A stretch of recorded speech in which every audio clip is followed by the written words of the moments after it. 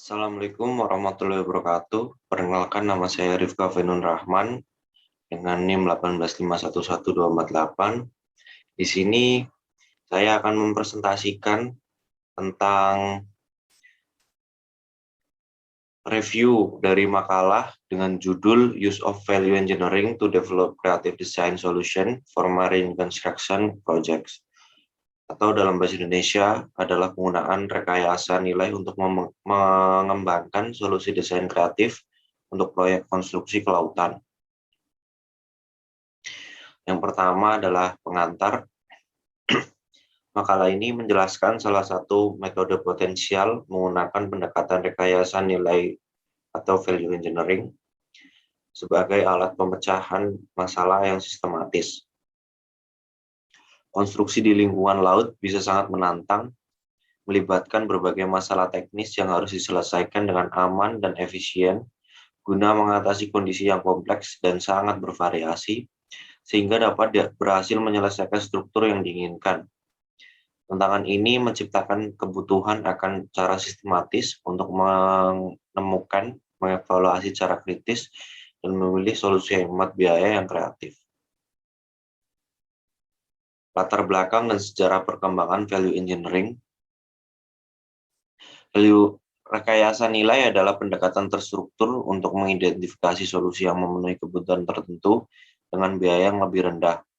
Dalam Perang Dunia Kedua, banyak perusahaan menghadapi tantangan untuk menghasilkan produk yang menguntungkan dengan sumber daya yang terbatas, termasuk bahan-bahan, peralatan, suku cadang, dan tenaga kerja terampil.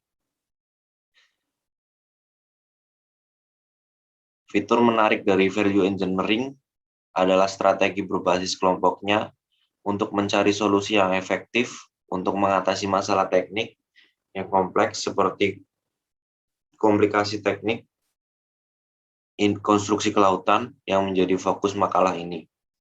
Rekayasa nilai mengatur proses pengambilan keputusan dari kelompok pemangku, kepentingan, dan insinyur.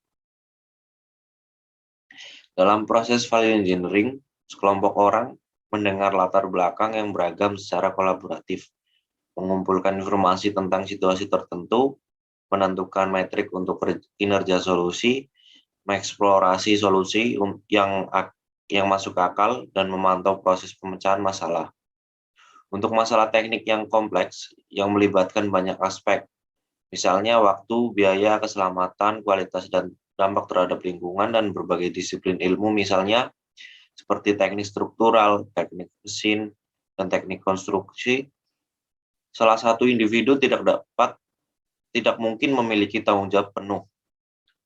Berbagai keahlian berperan mengatasi berbagai aspek dari masalah ini. Rekayasa nilai menyediakan mekanisme untuk memfasilitasi keterampilan dan pemikiran sekelompok orang untuk menganalisis situasi secara komprehensif dan menjelajahi ruang solusi. Untuk memecahkan masalah konstruksi laut yang sulit, Bittner dan Schmidt tahun 2011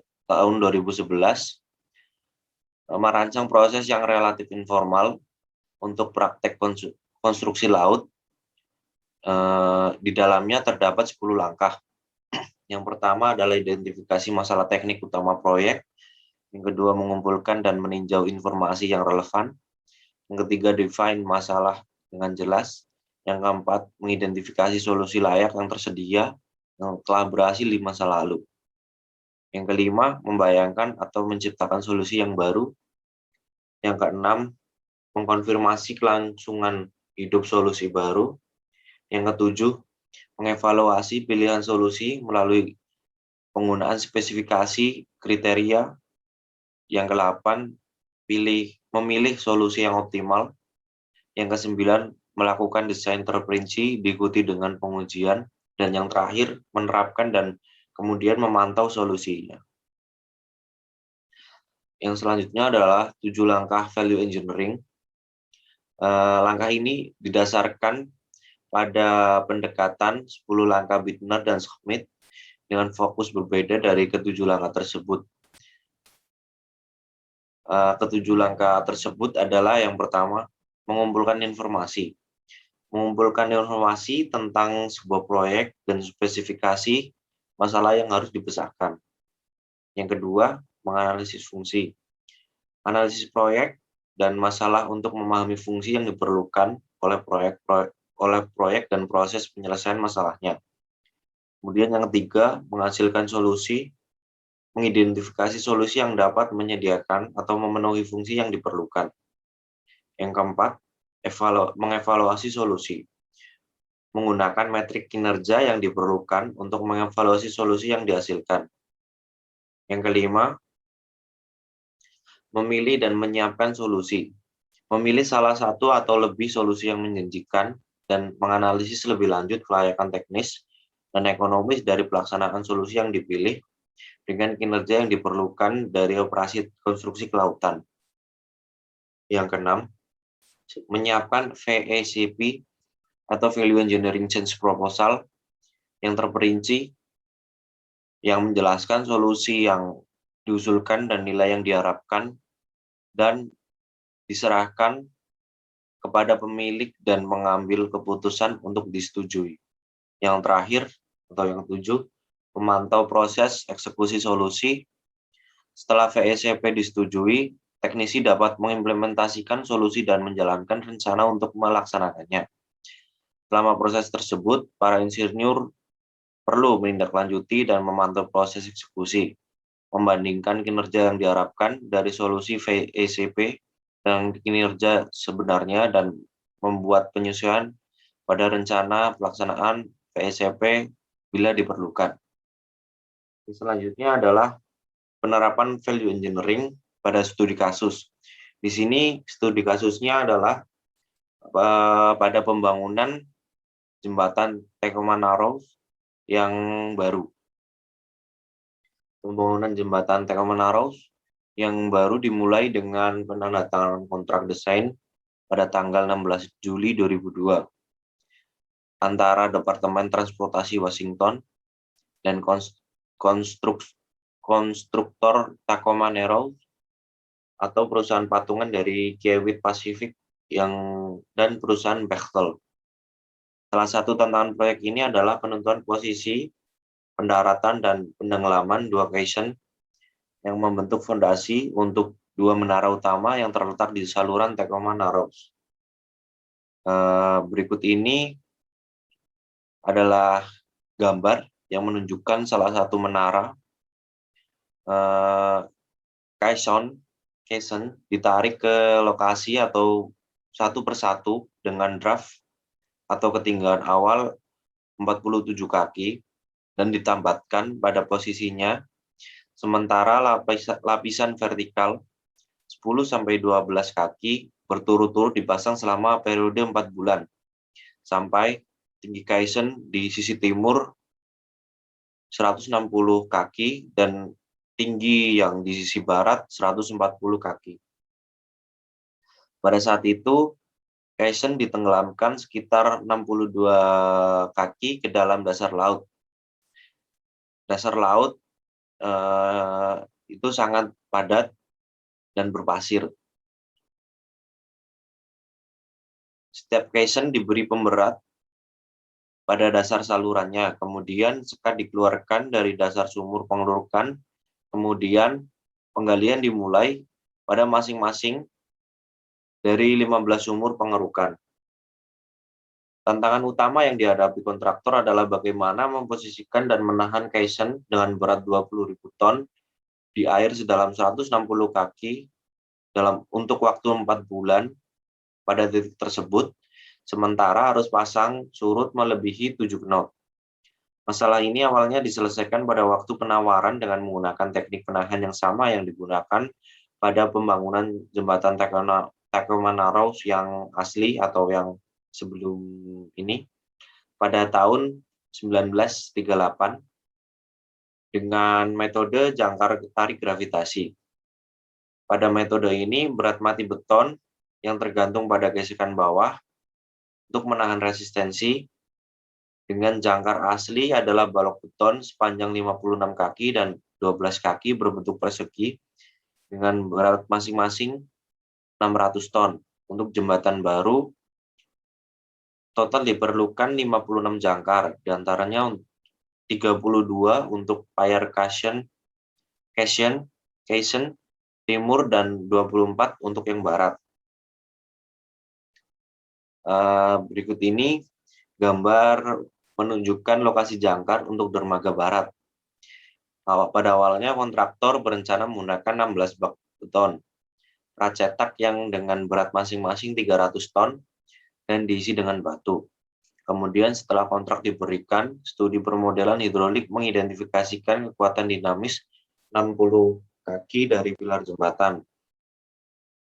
Kekuatan-kekuatan ini disebabkan oleh pelepasan pusaran arus pasang surut yang datang dari pilar jembatan yang ada. Efek ini setidaknya menggandakan beban puncak pada sistem angkur Cation ke titik di mana 32 angkur dengan kapasitas penahan desain 50 ton diperlukan untuk masing-masing 2 Cation. Pada titik ini, kontraktor membutuhkan solusi lain untuk mempertahankan anggaran dan proses 10 langkah yang dijelaskan sebelumnya diterapkan untuk mengembangkan sistem penahan alternatif.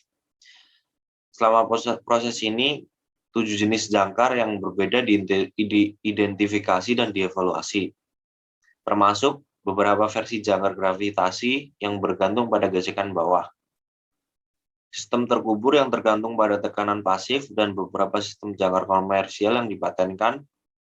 Semua sistem jangkar ini dievaluasi dalam hal kapasitas penahan, keandalannya, waktu pemasangan, risiko, dan biayanya. Pada seleksi terakhir, diterapkan jangkar dengan pelat yang digerakkan yang telah digunakan oleh Angkatan Laut Amerika Serikat dan industri minyak lepas pantai selama lebih dari 25 tahun. Sistem jangkar ini bekerja berdasarkan prinsip kemudi yang kaku pada pelat baja dengan rantai dibelenggu ke mata bantalan di muka elemen pengaku, ke kedalaman tertentu di dasar laut, dan kemudian menggunakan rantai untuk menarik dan memutar pelat tegak lurus terhadap garis tarikan.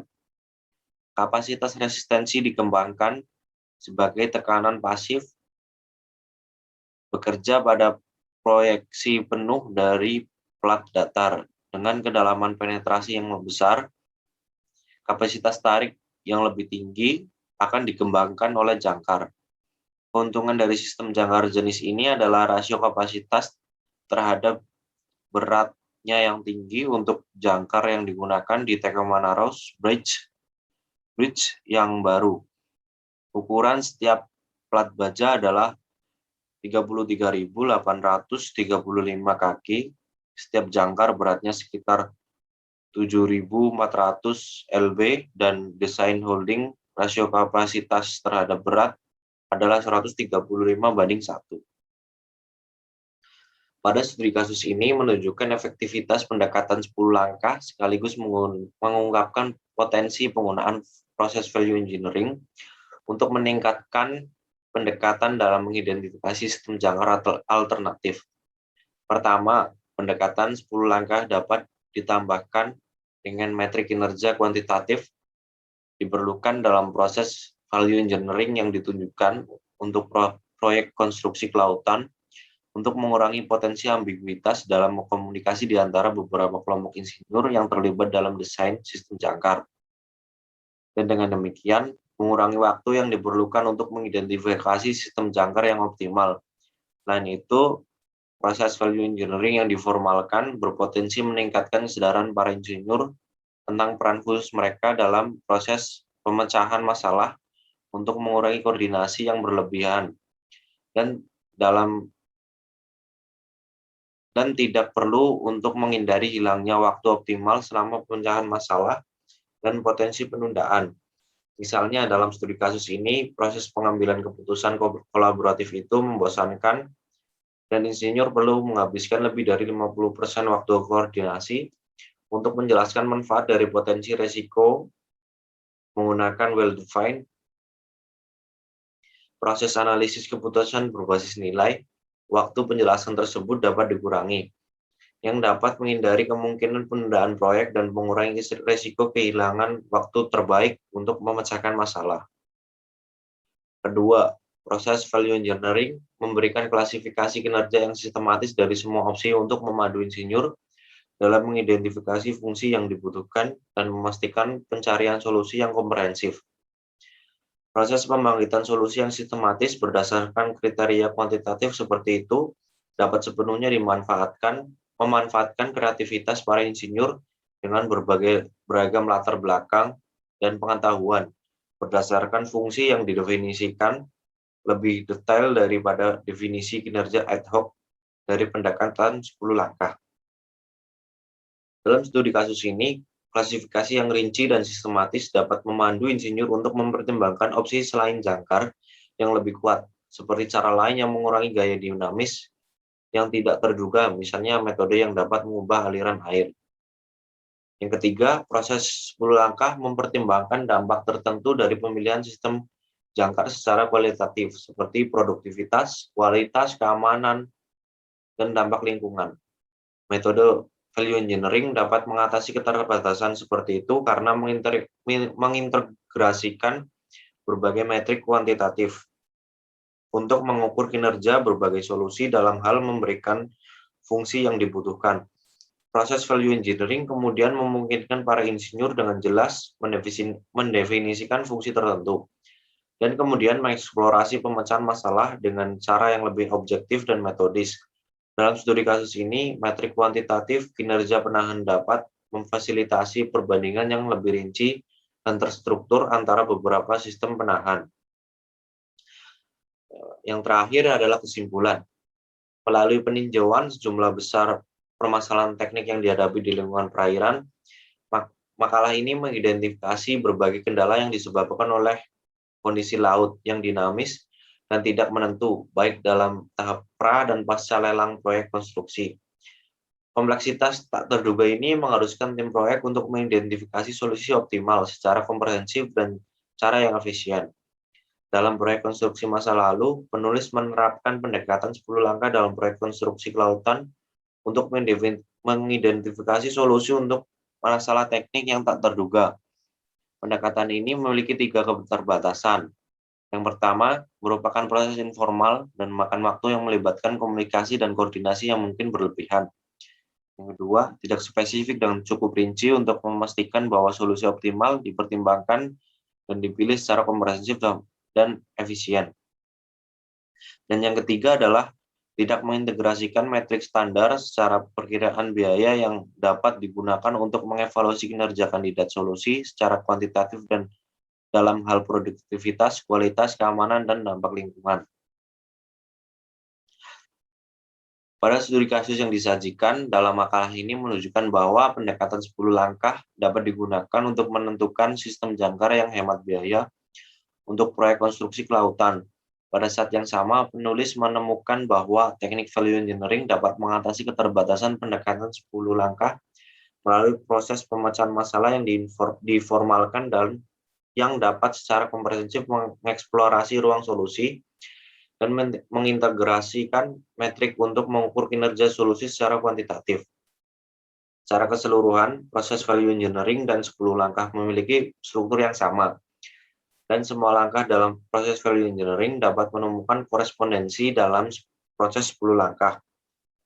Di masa depan, akan menjanjikan untuk mengeksplorasi secara sistematis definisi standar dari fungsi yang diperlukan dalam berbagai tugas konstruksi kelautan dan metrik untuk mengukur secara kuantitatif bagaimana berbagai solusi rekayasa memenuhi kebutuhan fungsi tersebut. Berdasarkan ini, para insinyur dapat mengadopsi proses value engineering untuk mengumpulkan ide-ide dari tim proyek dan pemangku kepentingan dan untuk mengembangkan solusi inovatif untuk masalah konstruksi kelautan dalam konteks yang dinamis dan kompleks. Terima kasih, sekian presentasi dari saya, kurang lebihnya mohon maaf. Wassalamualaikum warahmatullahi wabarakatuh.